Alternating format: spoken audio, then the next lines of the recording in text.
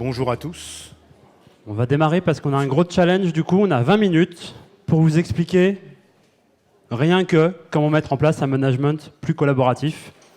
Donc on vous le dit tout de suite, on ne pourra pas prendre de questions. Par contre, on les prendra volontiers après sur l'espace de l'autre côté là, de la plateforme. Sur l'espace gouvernance. Voilà, sur l'espace gouvernance. On vous y retrouve après la conférence si vous voulez échanger par rapport à ce qu'on aura pu présenter. Donc bonjour à tous et à toutes. Je vous présente Christophe Gotteland. Enchanté. Voilà. Impulsion RSE et transition. Donc Christophe, sa mission, c'est d'accompagner les organisations vers un management plus responsable. Et pour ce faire, il a 2 casquettes. Il est expert RSE, et à ce titre, d'ailleurs, il est partenaire de la plateforme RSE Nantes Métropole. Et puis, il est facilitateur du changement social responsable, et il pratique des démarches d'intelligence collective pour aller vers des modes de management plus responsables. Merci Thierry. Je vous présente donc Thierry Baronne du cabinet WorkLab. Sa mission, c'est d'accompagner les entreprises vers un management plus collaboratif et plus créatif. Pour ce faire, il a 2 grandes activités. La première, c'est de former aux pratiques collaboratives. Et la deuxième, c'est lui-même d'accompagner des temps collectifs et plus créatifs. Exactement. Ce qui nous rejoint tous les deux, c'est qu'on est artisans du changement. On s'est peut-être déjà croisés, notamment sur l'événement La Fabrique du Changement. J'en parle parce qu'en fait, les petits dessins que vous allez retrouver dans notre présentation, ils ont été conçus dans le cadre de la précédente Fabrique du Changement 2019 de Nantes. On a eu le droit exclusif de les réutiliser. C'est des dessins de Chéreau. Et donc, voilà, ça va nous accompagner pendant toute cette présentation. Donc le foulard des artisans du changement, le foulard bleu. Et donc, on est ravis aujourd'hui de vous présenter cet atelier en 20 minutes. Donc, c'est vraiment un challenge sur comment mettre en place un management plus collaboratif. On va vous présenter... Alors, on aura forcément des parties pris, parce que encore 20 minutes, on ne pourra pas tout développer. On essaiera aussi, on va pas essayer, on va vous présenter quelques outils hyper pratiques, hyper collaboratifs.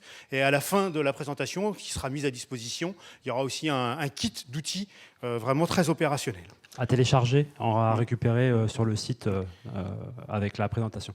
Donc avant de rentrer dans comment mettre en place un management collaboratif, il nous a semblé important de rappeler... Alors, on en a sélectionné 3 enjeux sur le management collaboratif. Le premier enjeu, c'est faire face à la complexité. Juste une illustration de la complexité, à quel point aujourd'hui c'est compliqué, ça va vite. Il y a eu des études qui montrent qu'un processus mature avait une durée de vie de 10 ans en moyenne intersecteur. Une fois qu'on a digitalisé ce processus, sa durée de vie, elle devient de 1 an, 10 fois moins. Pourquoi ? Parce que les opportunités technologiques ensuite font qu'il va évoluer beaucoup plus fréquemment, les contextes réglementaires évoluent vite aussi.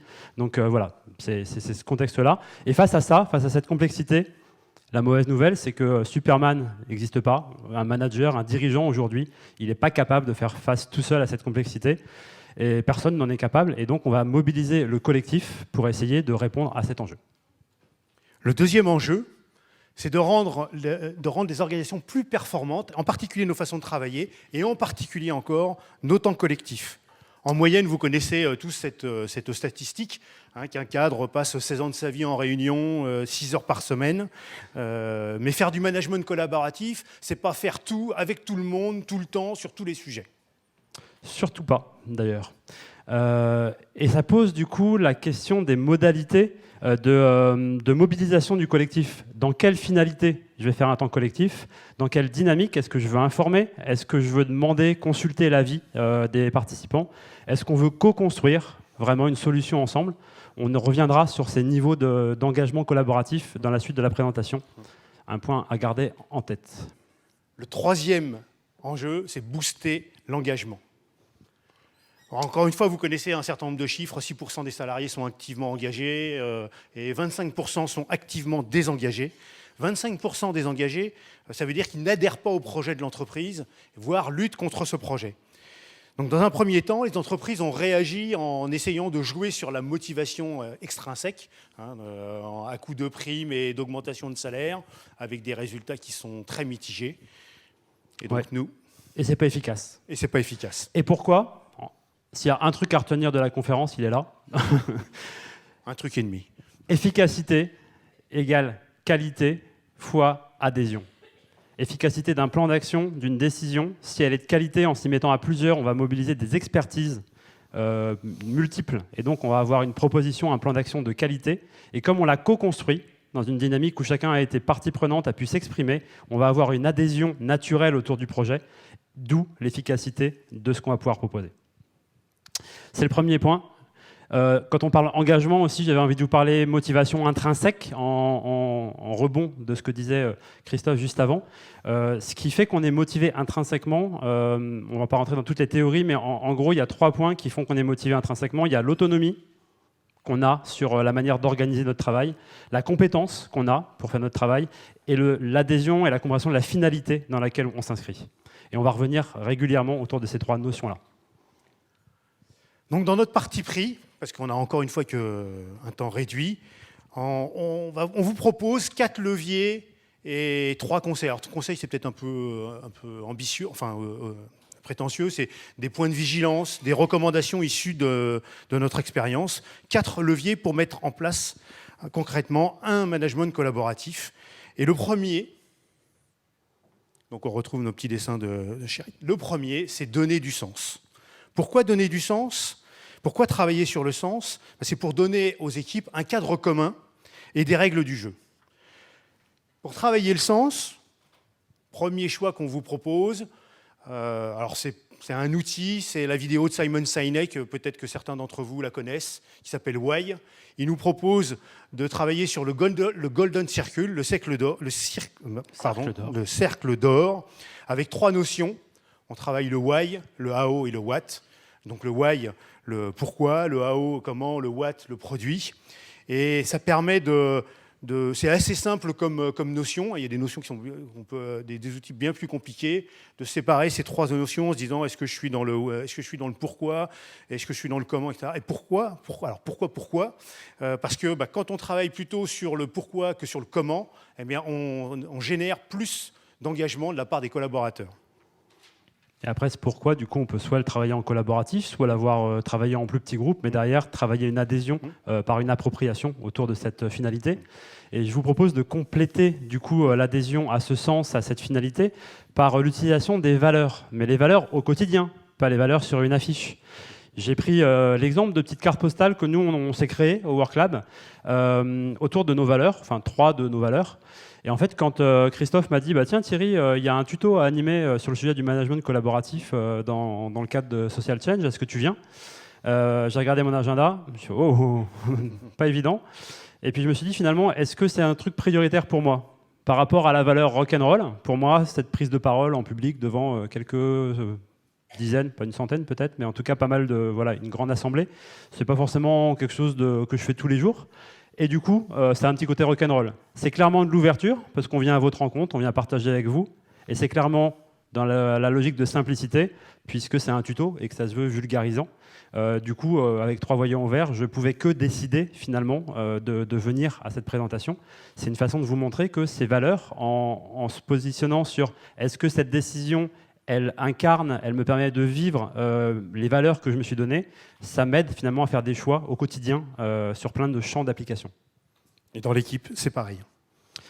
Et quand on fait ça, juste pour dire que du coup, une fois qu'on a défini des moyens de travailler comme ça et de s'orienter avec ces boussoles que sont nos valeurs, ça donne de l'autonomie aussi et de la confiance dans la qualité des décisions qu'on va prendre. Et on a compris la finalité. Vas-y. Le deuxième levier, c'est construire le socle de la confiance. Alors ça peut paraître un peu sujet, on peut enfoncer les portes ouvertes. Néanmoins, construire le socle de la confiance. Et en particulier, avec les 5 leviers de la confiance. Et donc là, on vous recommande aussi la lecture d'un livre qui s'appelle « Les 5 leviers de la confiance ». Et pourquoi on crée pourquoi s'appuyer sur dessus ? C'est pour que, quand on utilise les outils, avoir en trame de fond, sur quel levier j'interviens, et sur 1, 2 ou 3 leviers. Et donc les 5 leviers, alors je ne vais pas les détailler, je vais juste les citer. Le premier levier, c'est la confiance en soi. Donc on retrouve vraiment l'individu au cœur de l'équipe. La confiance en l'équipe, la confiance en la hiérarchie, et on abordera quelques points sur ce sujet-là. La confiance en la mission, on vient de le voir avec le why. et la confiance en l'histoire de la structure dans laquelle on est. Donc vraiment, ce livre est intéressant. Mais du coup, concrètement, Thierry, qu'est-ce qu'on fait ? Qu'est-ce qu'on fait ?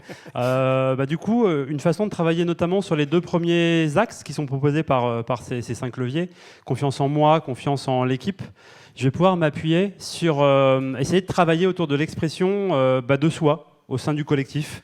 Et pour faire ça, un premier point, déjà, ça va être de pouvoir utiliser des affiches comme ça, avec des règles du jeu, alors qu'on va co-construire, qu'on va co-valider avec nos participants à des réunions ou au fil de l'eau sur un open space, avec des choses importantes, comme par exemple le fait de se dire et de valider ensemble l'opinion de chacun compte. Accessoirement, ça ne veut pas dire qu'elle compte pareil pour tout. Il y a des mandats, il y a des domaines de légitimité plus que d'autres dans certains cas, mais on peut exprimer son opinion. Une fois qu'on est sécurisé dans le fait qu'on a droit de donner son opinion, on peut aller chercher à ce que les personnes soient plus engagées en tant qu'individus en partageant leurs émotions, leurs ressentis par rapport à une proposition qui leur est faite, leurs appréhensions, leurs espoirs. Et pour travailler ça, on utilise beaucoup de photolangage, nous. Alors évidemment, le plus soft, le plus facile peut-être, c'est la météo.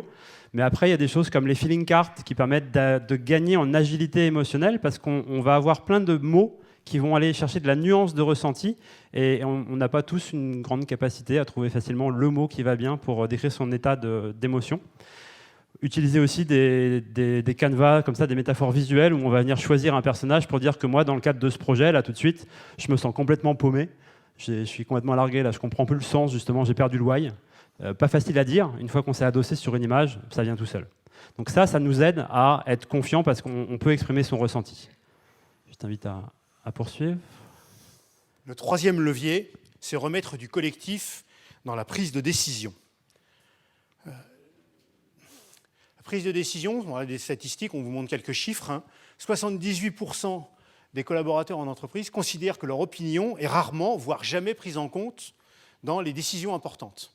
On retrouve les sujets d'engagement de 25% de collaborateurs désengagés du premier, et que 48%, la moitié des collaborateurs, ne comprennent pas ou n'adhèrent pas aux décisions stratégiques.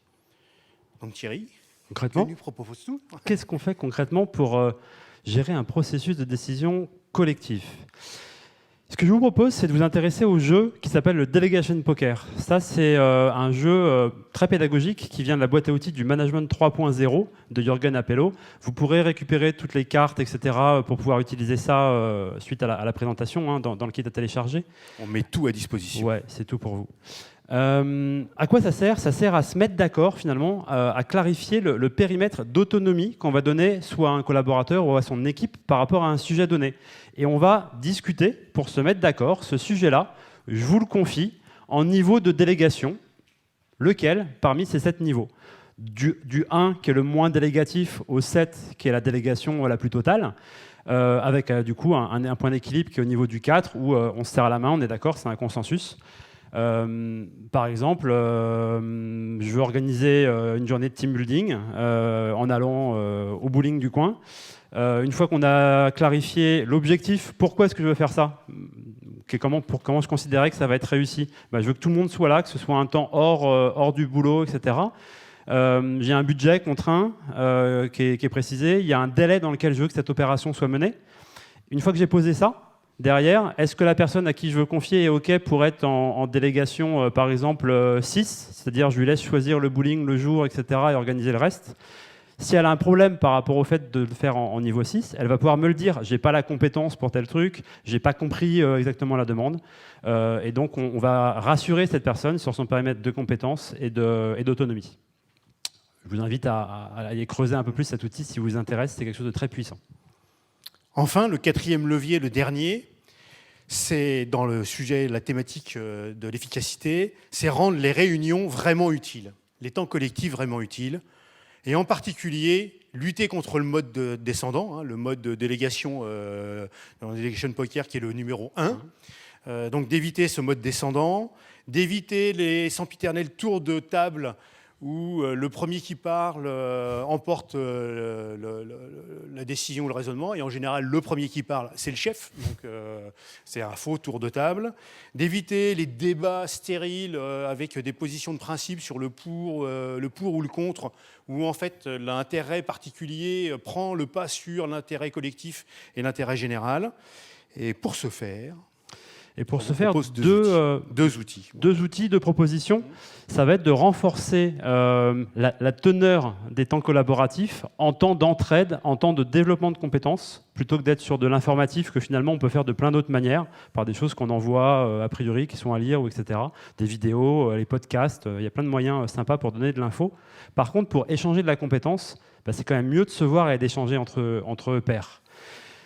Là-dessus, une pratique qui s'appelle le tourne la table. Très rapidement, là encore, il y aura une petite fiche pédagogique très détaillée pour la mise en œuvre de ça. Ça consiste en quoi? Ça consiste à noter chacun sur un carton vert quelle bonne pratique je pense qu'il y aurait de la valeur à ce que je la partage avec mes collaborateurs, entre personnes qui font le même métier par exemple. Et puis quelles difficultés je rencontre au quotidien. Et ensuite, on va utiliser l'intelligence collective avec des méthodes d'animation pour venir trouver ensemble les meilleures réponses, ou en tout cas un panel de réponses possibles à cette problématique. Et donc, on développe de la compétence individuelle et collective, et on développe un sentiment d'entraide, de confiance en l'équipe, parce qu'on résout ensemble les problèmes. Là, ça donne vraiment à voir du management collaboratif. Deuxième proposition, ne pas se priver de tâcher de devenir meilleur, d'être en mode d'amélioration continue. Christophe donnait l'exemple du tour de table avec le boss qui donne la proposition et finalement tout le monde est OK avec ça. Pour peu qu'il y ait quelques rebelles dans la salle, il y en a qui vont être OK ou d'autres qui vont être pas du tout d'accord. Et donc on a un joli débat polarisé qui n'aboutit à rien. Et ben pourquoi pas animer une petite séquence de partage où chacun va être invité à évaluer la qualité de la proposition finalement qui est faite avec une note de 0 à 10. Et puis ensuite, je ne mets pas 0 parce que... Et chacun individuellement se dit qu'est-ce que je trouve bien dans cette proposition, qu'est-ce que j'aime. Et par contre, je remédie si quoi, qu'est-ce qui me manque pour que je sois tout à fait OK avec ce truc-là. Ça sous-entend qu'on a toujours moyen de faire mieux. Donc on a fait de son mieux pour proposer ce truc-là, mais on est OK sur le fait qu'on peut toujours faire mieux et améliorer, et on utilise le collectif pour faire ça. C'est hyper simple, ça marche aussi bien pour bonifier des temps collectifs sur le format que des sujets de fond, des propositions. Voilà, donc ça c'était les 4 leviers, nos 4 partis pris que l'on avait décidé de choisir dans la multitude d'outils qui existent. Et donc 3 conseils, 3 recommandations, oui, des points de vigilance, plutôt que conseils, points de vigilance. Le premier, dire c'est bien, faire, vivre, être exemplaire, c'est mieux. Une décision du CODIR ou d'un dirigeant qui dit maintenant on va mettre en place le management collaboratif, mais qui ne change rien, je vous laisse imaginer ce que ça peut donner en termes d'efficacité. Par contre, décider, et à la rigueur même ne pas annoncer qu'on va changer de mode de management, mais faire. Et le premier clin d'œil que je voudrais vous donner dans le faire, c'est écouter. Écouter pour comprendre et pas écouter pour décider. Alors vous allez dire on joue sur les mots, non, en fait, bien attention. Écouter pour comprendre, donner de l'attention à son collaborateur et peut-être qu'il pourra décider tout seul d'ailleurs, en autonomie. Et écouter. Et le point qui va avec et qui fait écho au dessin, c'est que la première fois, il faut oser. C'est pas toujours facile. La première, c'est la plus difficile, surtout si c'est un changement important par rapport à ce que vous faites. Et cette réaction de collaborateur, mais c'est pour une caméra cachée, qu'est-ce qu'il me fait? Il est malade, c'est souvent aussi une expression qu'on entend. Donc c'est écouter et oser. Un autre point de vigilance, finalement, c'est de travailler à l'alignement entre les espaces de travail et les façons de travailler. Parce qu'on voit un peu de tout, en fait. On voit des organisations qui s'engagent sur de la formation, de la mise en place de méthodes vraiment collaboratives. Pas de bol, leurs espaces de travail ne sont pas du tout adaptés à ça, et on trouve vite une limite, du coup. Quoi de mieux que d'avoir des espaces adaptés à la mise en place d'un management visuel, comme on en a vu certains d'ailleurs, pas plus tard que tout à l'heure, sur le plateau là-bas. Management visuel, pourquoi? Parce que le management visuel, vous savez, c'est des grands panneaux où on met l'information utile à l'équipe pour traiter une finalité commune. On revient sur la notion de finalité, c'est ça qu'on partage. Ça donne de la transparence, donc de la confiance, ça donne de l'autonomie parce qu'on voit où on en est des différents sujets, de l'avancement des tâches, etc. Donc on est exactement sur ce dont on parlait tout à l'heure. On va donner de la motivation intrinsèque en travaillant sur la finalité, la confiance, la compétence, l'autonomie. L'autre risque qu'il peut y avoir, et pareil sur la dynamique, la modularité du mobilier, je voulais en parler de ça, parce qu'effectivement, quand on va travailler avec des dynamiques plutôt descendantes, participatives, co-construction, en fait, on va agencer la salle de différentes manières, et donc avoir un mobilier qui peut s'adapter à ces façons de travailler aussi, c'est un truc qui est intéressant. L'autre point, c'est dans l'autre sens. Des fois, on a des espaces qui sont adaptés, bien designés récemment, avec toutes les dernières méthodes, etc. Sauf qu'on ne sait pas animer une réunion différemment de d'habitude là-dedans, et donc ça rime à rien. Donc il y a aussi la nécessité de se former à ces pratiques de facilitation de groupe, d'animation de temps collectif en mode intelligence collective, et il faut bien ajuster ces deux points-là. Finalement, du coup, on peut se demander, le management collaboratif, est-ce que c'est une révolution? Alors, si on prend Schopenhauer, qui décrit qu'est-ce que c'est qu'une révolution en 3 points, il nous dit, pour que ce soit une idée révolutionnaire, le management collaboratif, il faut qu'un temps, ça soit vu comme ridicule. Est-ce que c'est ridicule? Il y a eu des moments, peut-être. Le deuxième point, c'est que le management collaboratif, c'est dangereux. Très dangereux même. Ça peut faire Est-ce que peur. c'est dangereux? Ça fait peur. Et ce qui caractérise une idée révolutionnaire, c'est qu'au bout d'un moment, après avoir été ridicule, dangereuse, elle devient évidente. Je vous laisse réfléchir. Est-ce que ça vous semble évident de travailler en collaboratif? Merci.